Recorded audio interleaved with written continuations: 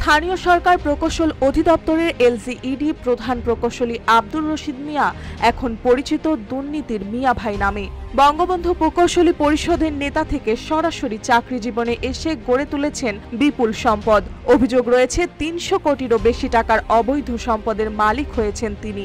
রাজধানী ও জেলা শহরে একাধিক ফ্ল্যাট, প্রাসাদের মতো বাড়ি, জমি, বাগান, বিদেশি ব্যাংক হিসাব সবই তার সম্পদ সাম্রাজ্যের অংশ।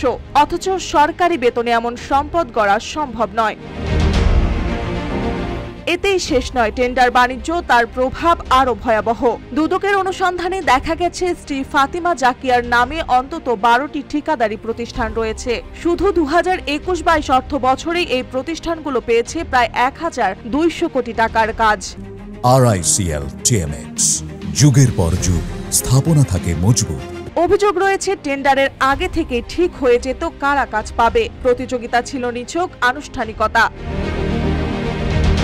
দুদক তার বিরুদ্ধে অনুসন্ধান শুরু করলেও তিনি একের পর এক নোটিশকে উপেক্ষা করেছেন। অসুস্থতা, বিদেশ সফর কিংবা ব্যস্ততার অজুহাতে হাজির হননি কোনোবারই। অথচ জ্যেষ্ঠতার নিয়ম ভেঙে তাকে বসানো হয়েছে এলজিইডির প্রধান প্রকৌশলীর পদে।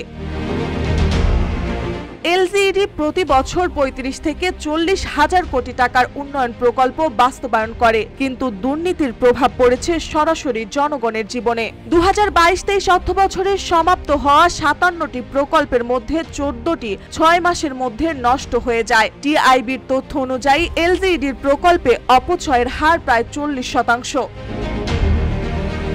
অভিযোগের পাহাড় সত্ত্বেও বহাল তবিয়তে দায়িত্ব পালন করছেন রশিদ মিয়া। প্রশ্ন থেকেই যায়, কার ছত্রছায়ায় চলছে এই দুর্নীতির সাম্রাজ্য?